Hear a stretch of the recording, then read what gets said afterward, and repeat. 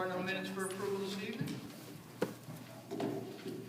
It is now time for Board President's comments. President of the Board, Dr. Stephen Levine.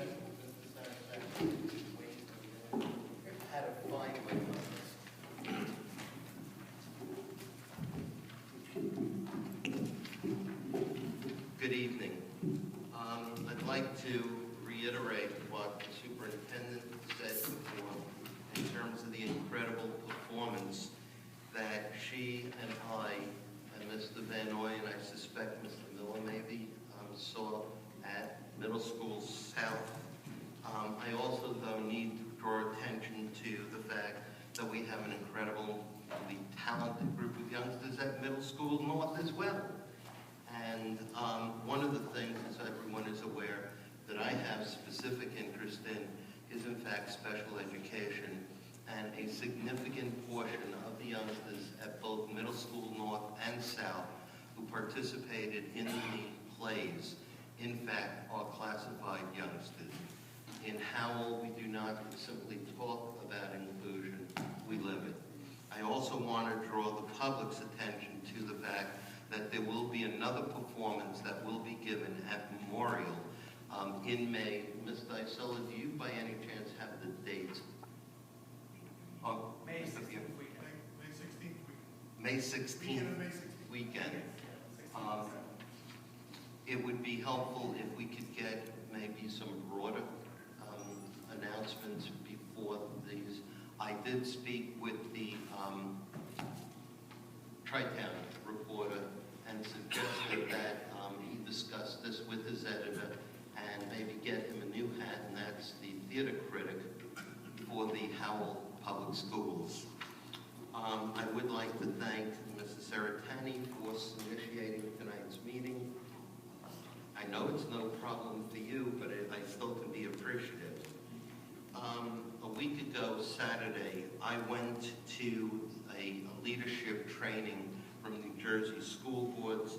Following that, I spoke to the superintendent. I would like to report to my colleagues on the board that one of the things that I'm requesting is that each committee report be submitted as part of the backup documentation for a meeting, indicating that they are drafts since they have not been approved by the committee, but in terms of making sure that the public knows what's going on.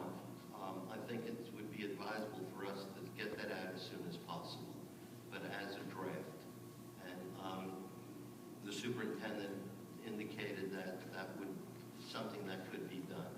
The other thing, and in part, Mr. Miller, I'm responding to something you raised, and that is I'm requesting that as soon as the agenda for a given committee meeting has been decided upon, that then be put up in terms of making sure that the public is aware of what will be discussed. There are times, though, that the agenda is for a given committee meeting may not be finalized until the day of the meeting. So there will be a need, now, since there is notice that a given committee is going to meet on, let's say, on Wednesday at 5 o'clock, that on Wednesday at 3 o'clock, the public should be looking to see if there is an updated agenda. That concludes my comments. Thank you. The correspondence that the board has received will be noted for the record. It is now time for the committee briefs. Dr. Levine. I'm going to start to my left. No committee brief from operations this time. Is there a date for the next meeting set? Mr. Sanisek, I know we were going to pull a date within the next 60 days, correct? Yes, it's after break. I will put it up. I don't recall it sitting here right now. Apologize, Mr. Chair, we'll get you the date now. We have been posted to the board. Thank you. Mr. Miller. The Facilities Committee met on Monday, March 31st. Ms. Dysella presented an update to the enrollment numbers. He also mentioned presently we have 477 kindergarten students registered for September. The committee agreed that rebalancing the district this year is needed. The committee is looking to have recommendations made to the board by the end of 2014 for rebalancing to begin in 2015. The committee is recommending that we use applied data services to conduct an additional demographic study and to develop the maps needed. Using applied data will be cost and time effective due to the fact that he has all the district's previous information. The Facilities Committee is recommending to the board the approval of applied data services contract item A1 this evening. The committee reviewed the July 2013 rebalancing criteria, and the following criteria was formed for the upcoming district rebalancing. And it was to optimize utilization and balance enrollment of schools where possible, to provide free space equability to each school, in addition to identifying special purpose rooms such as computer room, art, music, and etc. Minimize disruption of special education programs and special programs, and maintain sending patterns where possible. Middle school feeder structure will provide for complete elementary attendance areas. Maximize the plan's durability for 5 years, eliminating student reassignments for at least 5 years to the extent possible, and minimize transportation costs. The committee discussed and agreed on the following goals: establish redistricting for December 2014 to take effect September 2015. Complete the action plans to achieve goals as recommended by the strategic planning. Examine the feasibility of smaller class sizes, especially in grades 1 and 2. The minutes of the March 1 and 2. Thank you. The minutes from the March 3rd meeting were approved, and the committee has agreed to meet on Mondays at 7:30 on the following dates: April 28th, June 2nd, July 7th, July 28th, September 8th, October 6th, and November 10th. Those will be posted on the website, and additional dates will be added if needed. I attended the plays both at Middle School North and Middle School South this past month. Performance at both schools was outstanding. It's great to see all the hard work, talent, and dedication that went into the shows by the students and their advisors. And I also attended the Monmouth County School Board's meeting on Monday, where a student achiever from each of our middle schools participated in the 8th grade dialogue with other 8th graders, families, and from all over Monmouth County. The 3 students from our middle schools did an excellent job. It was also great to see their building principals and teachers come out to support them that evening. The Technology Committee will meet on April 29th, 4 p.m. at the Board office. Thank you, Mr. Van Noy. Yes, the Finance Committee met twice since our last board meeting. The first was on April 1st, where as an introduction, we discussed that we're going to continue working to reduce the budget while examining the district's needs and goals. And secondly, we want to offer an opportunity to examine 3 to 5 year long-term strategies from each of the departments that we interviewed, and that these strategies will then provide sustainability for our goals. In so doing, we received 3 very fine supervisory presentations, one from Ms. Thompson, one from Ms. Medina, and one from Ms. Engel. And they thoroughly went through the budget, answered all questions that the Finance Committee had, and we started to see the signs of some very promising reductions, so that we're maintaining our budget strategies and goals. And it was very encouraging as well as educating to us. We reviewed the minutes of the previous meeting, which were passed unanimously. And then we had a discussion item to add a meeting. I think it was April 16th. We're going to have another meeting. Since that time, though, the following week on April 8th, we had another finance meeting, and this was to have a budget presentation from our Transportation Department Director, Ms. Clark, and we were very thorough in that area and had a freewheeling discussion on the future opportunities that we might have if we could go to natural gas, for example, on fueling our bus fleet. Mr. Sanasak gave a presentation on what the obstacles are in New Jersey, and they are numerous.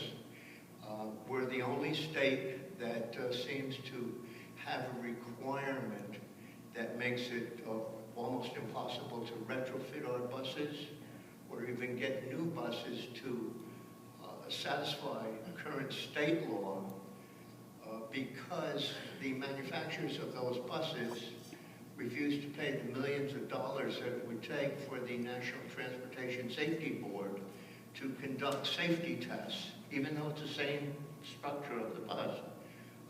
Those manufacturers are not willing, just for the sake of one state, New Jersey, to expend those types of funds. So that was, at least, we're going to still proceed with this. I'm going to raise the issue with the New Jersey School Board Association on Saturday. We'll have a legislative subcommittee meeting that I'm attending, and it's been announced that I will be a voting member of that, where we will vote on 5 particular school board resolutions that are up for discussion. It'll be a very thorough, probably all-day affair. We also discussed the public employer retirement system and workmen's compensation. We're starting to see where we'll have an opportunity for some very significant savings in that area as well. So I think as we head to the May 7th, 8th for final budget presentation to the public, we have a lot of good news to look forward to. I think that takes care of that, and takes care of my legislative presentation as well. Thank you. Yes, Dr. Golden and I have spoken with regards to community relations interaction. We spoke with the President's Council, and we had asked each one of the presidents of the PTAs and PTOs to have a representative come to community interaction. So they were given some time to get a representative to be available to come so that we can make it worth the information getting out there into the community. So we're hoping that each one of the presidents gets back to us with someone. I advised them, as I'm advising you, that what we wanted to do is wait for our strategic plan to be out there so that it would be a hot topic and it would be something that we could get people to a meeting for. Since the strategic plan is going to be presented on April 30th to us, the following week we will have a strategic planning, we will have the strategic plan presented to our community interaction. I did also want to mention, in addition to all the things that many of us have attended in the last few weeks that have been going on in the middle schools, as well as the elementaries, as well as school board's presentation, which one of the students was actually here tonight also. I did want to bring up something that was not mentioned yet this evening. Dr. Golden, why are you leaving the room?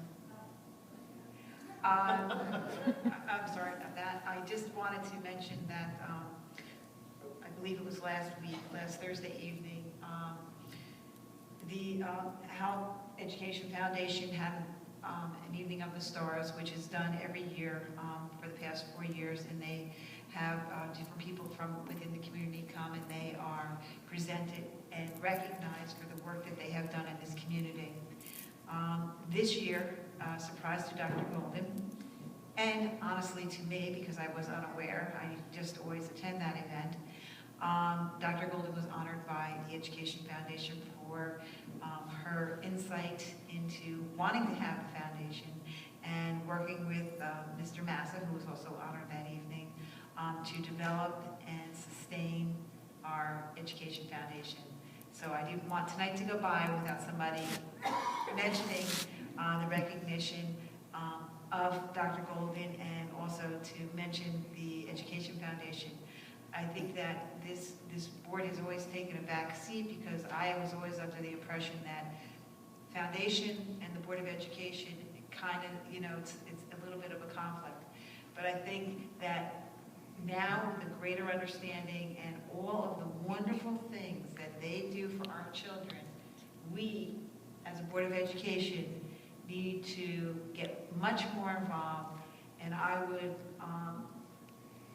be willing to put the time into the foundation, but I think that maybe it might be something that this board needs to do in terms of making sure that somebody is appointed as the liaison to, as a board member, not Dr. Golden, not Mr. Sanasek, but somebody from this board needs to be appointed to be the liaison and work with them. I know Mr. Bongiovanni is actually on the foundation. If it should be Mr. Bongiovanni, I don't care who it is, but I think that when we give out committee reports, I think we should be saying, Race to Educate is on, when is it? May 17th. We need to do something. We need to become more active with them so that when there is the Evening of the Stars next year, that every board member is in attendance instead of it being minimal. It's something that is done for our children, and the money that is provided to our children, I just don't think that we recognize what the foundation has done. And that's my 2 cents, and I'm really sorry for that. I'm sorry, I don't want to, just, if I wait, it'll lose the momentum. I just want to say that traditionally, there's always been a board member liaison. I think a couple of years went by that there wasn't. Mr. Bongiovanni was on the foundation prior to coming to the board, so he may, want to be appointed, and that would be great, because that would be the dual role. But every penny that they raise goes back, and some of the programs that you heard about this evening were funded by a grant that a foundation gave a teacher. So they really do service. It's like, I think of the foundation as like the district's PTA. They raise money that they give to our staff to do wonderful things for children. So taking your recommendation, Mrs. Serafani, I would ask each board member to contact me by email in terms of your desire to serve in the position rather than my appointing tonight. I think it would behoove us to all get involved in the degree that our calendars allow in terms of the foundation. Mr. Bongiovanni. I am a member of the foundation. I'll continue to be a member as long as time allows. I certainly enjoy the work, and as long as we're talking about board involvement and everything else, I certainly want to mention that one of the strongest supporters of the foundation have been the staff themselves. The teachers and the staff entirety in this district has always stepped up incredibly in terms of what do you need, when do you need it, how do you want it done, how can I promote bricks, how can I promote the race. So certainly should be acknowledged the strong support that the district's staff has always given, especially the teachers. Thank you. Mrs. Serafani, is there another meeting scheduled? It will be the first week of May. Yes. Mr. Benoit, I don't remember if you announced the next meeting of your committee as well. I thought I did. 16. And I think it's going to be Wednesday, the 16th, at Snoopy 5 p.m. Thank you. Mrs. DePompo? Policy meeting was held on March 27th. It was a Thursday. It was our first meeting. We established our goals, and they are to ensure that the district's policies and regulations give appropriate guidance for the operations of the school district. We also said to maintain the district's policy manual in accordance with the federal and state statutes, and regulations. Patricia Callender discussed with new committee members that we have a company, Strauss Esme, who keeps us up with laws and issues us alerts to review and adopt what pertains to us as appropriate. We present to administrators to make recommendations, and if changes are warranted, then they are brought to the policy committee to review and then make recommendations. At our meeting, we discussed many policies and regulations. They are on the board agenda for the first reading, so I won't go into those policies because you can read them on the agenda, and if you have any questions, you're more than welcome to ask anything you'd like. Our next meeting is on Thursday, April 24th at 7 p.m. In the board offices. Thank you. Mr. Bongiovanni? I'm going to apologize ahead of time. I've got something going on in my throat and I'm living with secrets. Education had a meeting on March 31st. There were a number of topics discussed. One was Heather Gladkowski gave a report on knowledge Knowledge Expo. Knowledge Expo contains components that were developed during Erin Cotillo's sabbatical. It's, students are using their inquiry-based projects to showcase their own creativity. It's not as though Bobby was assigned dinosaurs, or Susie was assigned atoms, or weather, or something like that. Students are picking their own topics and developing these programs, these wonderful studies in terms of what they want to report out. There are, I believe, correct me if I'm, there's about 70? 70? I think there's about 70 students. Was that Mr. Isola? No, excess of 100. Excess of 100, but I thought it had went on downside. But then close to 100 students who will be doing their presentations on June 5th. Parents, students, the public are welcome to come see this. I think it's really going to be a great thing because, again, it's students learning because of their own interest and their own work. It's not something they're doing for credit. They're not doing it because it was assigned.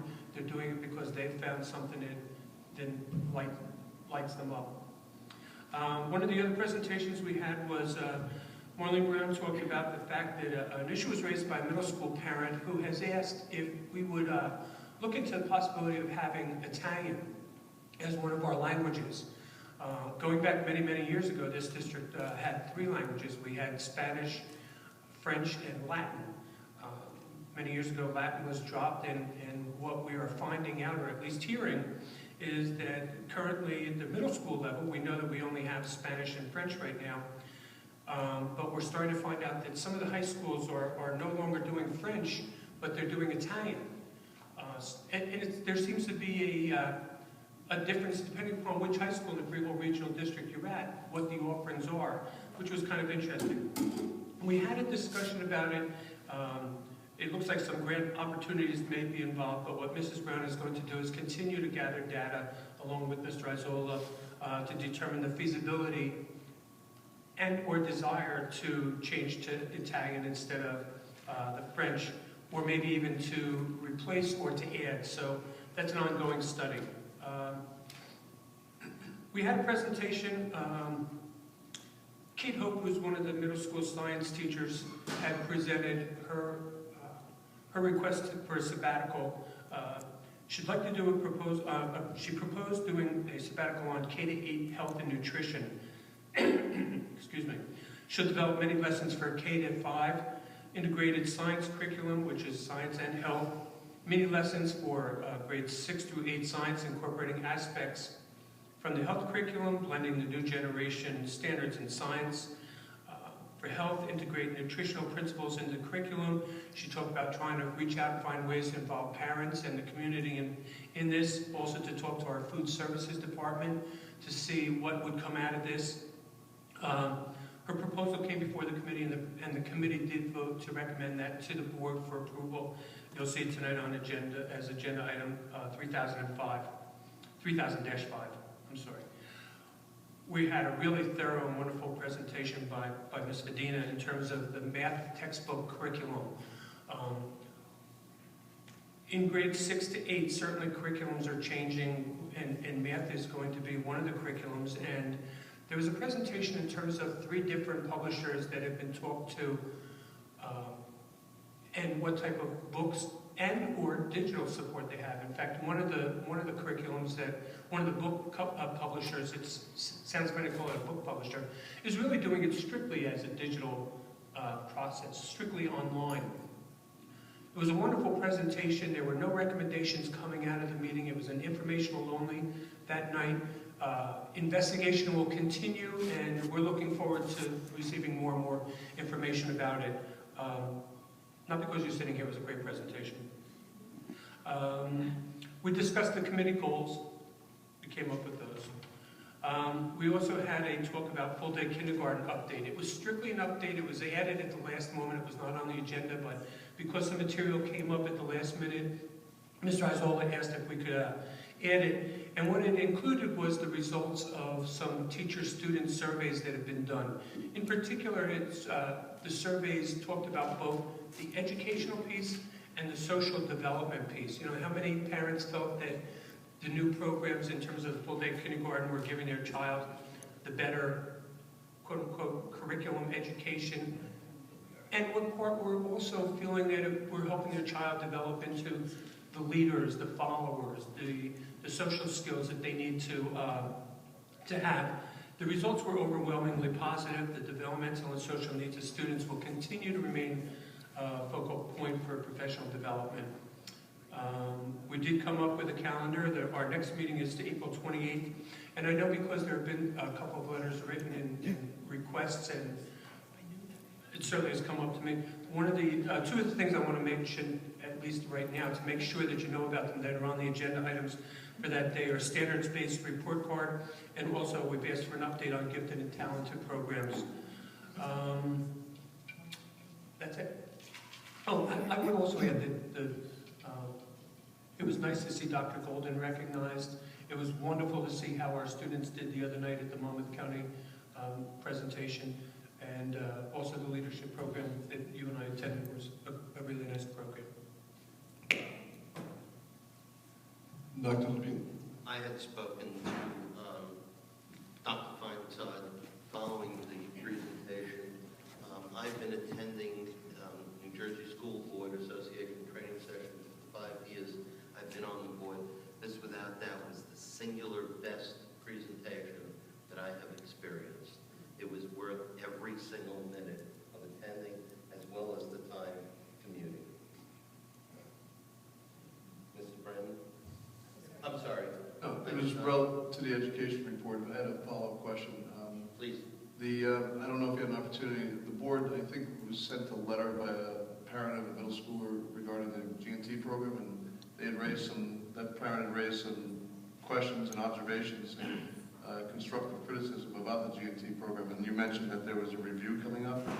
I mentioned we have it on right. the agenda for the next meeting, partially specifically because of that, right. that letter. So. And so, oh, good. So basically, it's in response in part, that letter will be part of the discussion. In other words, identifying some of the issues brought up in that letter. I did say that we received some letters, and I understand. There's probably more than one letter, but the one that I saw had some, I thought, very cogent observations about the program. yes. And, I'd like to see it addressed, so I'm looking forward to seeing a report on that. Thank you.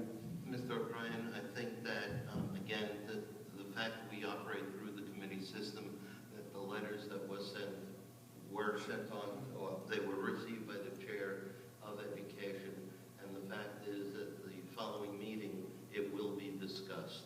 Good. I happened to see it in my email box, but I wasn't sure if that was part of the discussion. Thank you. Thank you. Mrs. Brennan? Thank you. Very briefly, with the assistance of our Labor Council, the full text of the collective bargaining agreement with the HTEA has been reviewed, and it will be sent back to the HTEA for their final review, I believe tomorrow. Do you have a next meeting scheduled?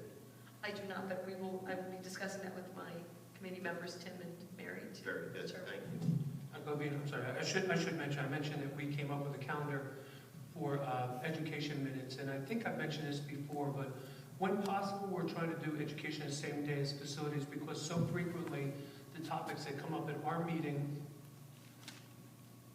lend important information for Mr. Miller's committee later that evening. So whenever possible, we've been doing the meetings on the same day, and I think that's been working out pretty well. In fact, I would be surprised if at some point within the next month or two we don't have a joint meeting if it were possible.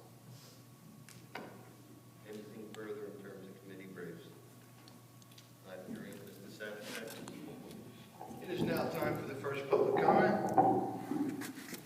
Whereas the Howell Township Board of Education determines the comments from the public may last 45 minutes, and those comments will be conducted in accordance with its bylaw 0164.1. Individuals may be limited to 3 minutes each. The officer with respect to time and decorum will be the president of the board, Dr. Stephen Levine. With your permission, may the floor be open to accept comments. Other comments?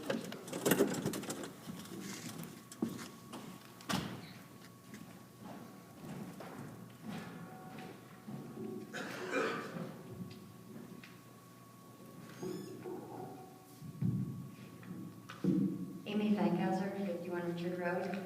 Sue Fisher of Friendship Road in Howell, who spoke at the last board meeting, was too sick to come to tonight's meeting. so she asked me to read this statement on her behalf. Dr. Levine, at the last board meeting you stated, and I quote, that on the recommendation, the strong recommendation of the executive county superintendent was in fact that the board come in with a budget that, in terms of the preliminary budget, that is high and that we work down from there.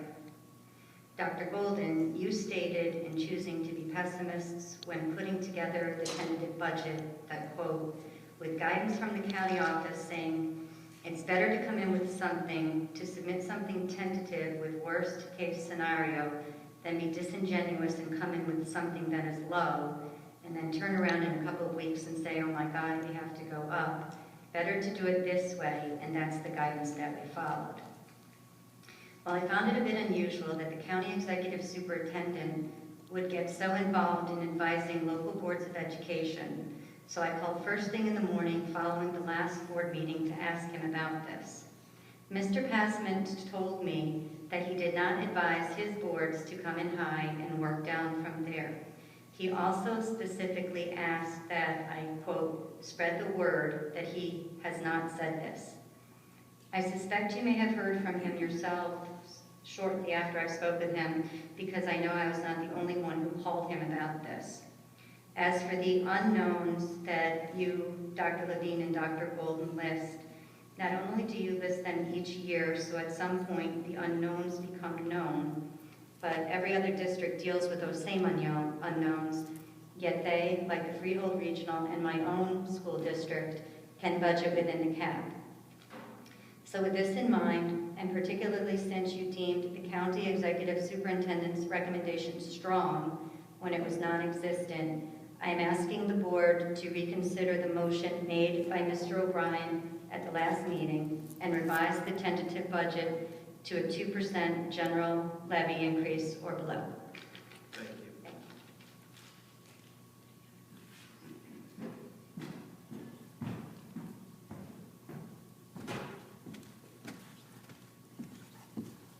Mr. Senator. Are there further comments at this time? Seeing none, sir, may the floor be closed? Please do.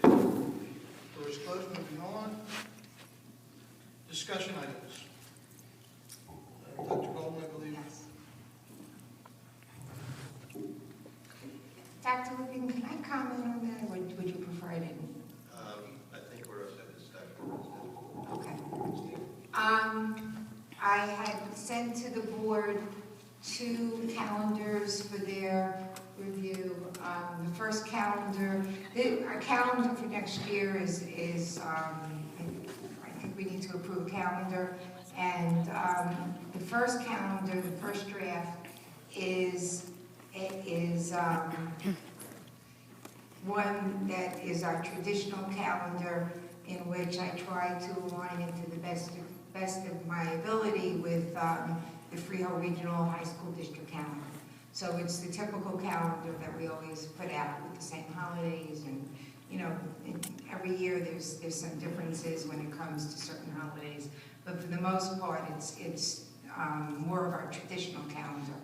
The draft 2, and this was at the suggestion actually of Dr. Levine, and I thought it was a good suggestion, given that we had to add 3 days to the end of this school year, and I know we had to add days as well last year because of Hurricane Sandy.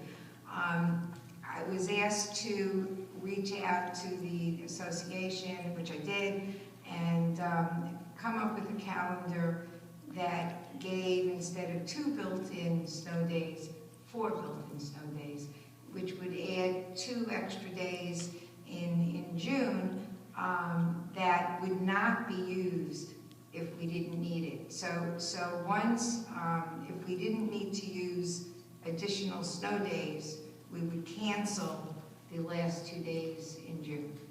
The staff by contract works 185 days, and if we reach that number and prior to the end of June, we would cancel those last 2 days, or if we were 1 short, we would cancel 1 day. But once we reach the 185, we would adhere obviously to the contract. But this way, parents could plan that instead of finding out, mid-year that the school year has been extended. So it's really, I'm recommending draft number 2, but it's really at the pleasure of the board if they have a preference. My recommendation was in terms of the snow days, but also since we do not have air conditioning in all of our buildings, if that in fact during June we wind up with days with 95-degree or higher temperature, this would allow the superintendent increased flexibility and still meet the legal requirement for the number of days. And we've had to do that. We have canceled some days in June because of the heat. So, yes. I see it as beneficial both to parents as well as to the staff that we're not having to pull back days that would otherwise be vacation days. This would allow staff and parents to better plan when they in fact go on vacation. One of the things that has been historically included in the state monitoring is in fact the pupil attendance rate as well as staff attendance rate. And this would not jeopardize that in terms of students not coming into school, staff not coming into school because of having already paid for going away on vacation. Further discussion. Mr. Levine, I think it's a great idea, and I would certainly make a motion to get this to draft 2. Further discussion. I'll second that. Mrs. Saraceni. I just think that the item should indicate specifically that if the days are not used for snow, that they will be given back to the staff. Yeah, it says that on the bottom. No, I'm talking about the motion. Oh, the motion. Okay. Agenda, I want to have it on there because because the staff needs, when Yeah, they yeah, get yeah. the final word. I've been in the district and that's what my district does, is they give me back what they've never done. And I want to make sure it's clear that they get that. Any further discussion? Mr. Satisfaction, would you please add that as A2?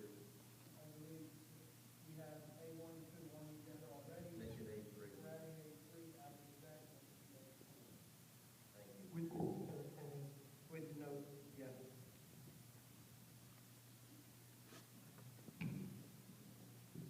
Carried over, yes. There's another discussion item carried over. 2 notes. They're in front of you this evening. The next 2 were requested by Mr. Miller.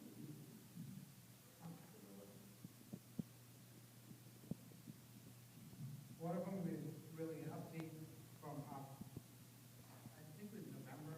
We discussed the paperless board meetings, and I just wanted to see where we were at with going to the paperless board meetings.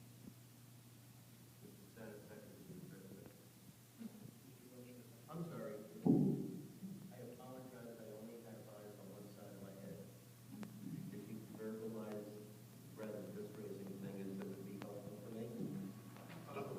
In the technology committee meeting, we discussed the paperless board meeting and the desires of the board with regard to how technology is used at the meetings and so forth. And the information we got from the staff is that it's not really difficult to implement. They, at the time we spoke about it, were, I believe, in touch with Field Regional District, which is my understanding they use paperless board meeting. And we're going to move forward with that post-haste. Okay, and then my second thing is, of course, I'm looking at the certification of the board. This evening in our packet, Mr. Schiff gave us our credits that we've earned, and it looks like that we're 6 hours short of being a certified board, and we need to submit our policy manual for a wellness check. However, I believe Mr. Mangione or Mr. Van Ooy had said that after 3 years, the 1 year drops off. So right now, we would have 2 credits from 2011 that would drop off if we don't complete these last 6 hours by the end of this year. And I know, I now noticed that the strategic plan does count for some of it. So I just wanted to see if the board can schedule some dates with Dr. Levine or Mr. Zarantani, so we can complete this year, being that we're so close to it. Mr. Sanatek, I had requested checking with New Jersey School Board in terms of getting a complete update. How many credits does the strategic plan? I do not have an opportunity. The memo outlining the boards and each of the members' individual credits is in your packet this evening. The board needs, as Mr. Miller is reading, 6 more hours. That's including the hours that were credited for strategic planning? That includes the ones we've done for strategic plan. There's a strategic plan follow-up already scheduled, which will be, I believe, 2 hours, if I remember the memo correctly. So there'd be a need to, Mr. Miller, correct me if I'm wrong, schedule 4 more hours before the end of this year, or lose 2 hours and have to do 6 in the following year. Right, so we have report to it, and we just, which I think policy is very easy to submit, politics, well, politics. I believe we have submitted for the wellness check. I don't know how long that's good for, but we could check. We have had a school board's wellness check in the recent past, probably 3 years. I'm just going by this. Yes, I understand. I would just check on that and submit it if needed. I apologize, but I did not have the opportunity to read the memo. It was driving back to send you Understood. all day. As much about it. The credits that are noted in the memo we received today, though, I'm not sure, but it seems to me that some of those might have been from the report that Mrs. Schick got earlier in the year, so I'm not sure they're completely updated with all of the credits. So that might be something we might want to check. We can follow up if we got that from our rep today. Today? Or yesterday. When did you speak to her?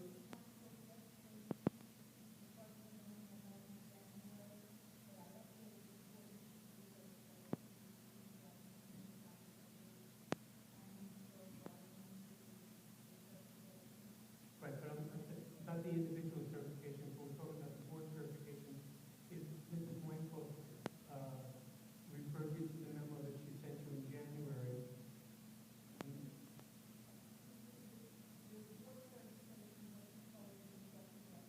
Okay. And the other thing is, and I would have to check, I should know it, and I don't recall, but if we held a board retreat at some point also, there's credits assigned to that, and that's always a worthwhile project to do. I mean, we heard it at the leadership conference, we've heard it at many conferences over the years, so that might be something to check into, how many credits come with a board retreat, and possibly plan on one. And we could use one of the meetings that otherwise would not be for the retreat. If I could ask Dr. Malone to please contact Mrs. Weintraub in terms of getting her to see if her calendar and our meeting calendar in any way coincide. Yeah, just so the board knows, she's planning on coming to the next meeting to go over the strategic plan. Mr. O'Brien. Yeah, I'd like to congratulate Mr. Miller on the achievement of the master's certification. I think that's our first student board member that's achieved that. So congratulations. A lot of hard work went into it.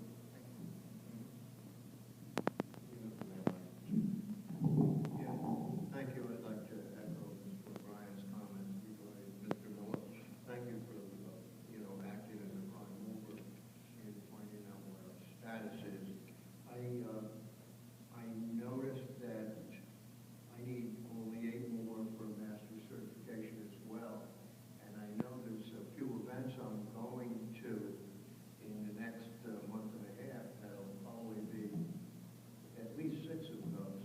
Will those 6 be sufficient for a total board certification? No. No. Okay. No, the individual and the board certification are 2 different. So me attaining master's certification as well doesn't enhance the board's position? No, unfortunately not. Okay. In order for the board to receive any credit, 5 board members must be present during the training in order to obtain a credit towards I did speak to Kathy one talk about it the other night, and she said she'll be willing to do whatever she needs to do, and she feels that we're so close that there's no problem with us being able to proceed. Any further discussion? I would just like to share out with the board. While driving back today, I was listening to public broadcasting, and there was an item that raised a little bit of concern for me. The item had to do with the security of supposedly secure communications using computers. That when we, as individuals, communicating with our bank and such, and it's supposed to be a secure, apparently in the coding that's been used, there actually is an open door. I would just like to ask the technology committee to take another look with the vendor to make sure that whatever is being done for the safety of our children, to make sure that it truly is secure, given the information that I heard today. Apparently, all the banks are in the process of redoing things, and what I heard was once that occurs, make sure that we, as individuals, change our passwords. I, as an individual, obviously, I'm going to protect myself, but I want to make sure that our children are in fact protected in every way possible. Is there any other items that any member of the board would like to discuss? With your permission, Dr. Levine? Please, Mr. Isola. Thank you. I'd like to raise this evening the proposal or need to address the special development work that will have to take place as presented by our technology task force. The evening they presented to the board, I believe it was Pillar 4, Pillar 7, that embedded the special development needs to ensure that our investment and our what we're looking for, to make sure that investment is meaningful, that we're able to support staff. So I'd like to propose, and we had a meeting today with Apple. Our project director was in from New York, and we had a really productive meeting. And there's lots of different options that exist for training. One is a pure Apple training where they come in multiple times, they do their training, and they leave the district. That is rather costly. In working with Ms. Angle and the rest of our committee, we looked at, or our team, we looked at a Vanguard model. Vanguard is a model that Apple certainly supports.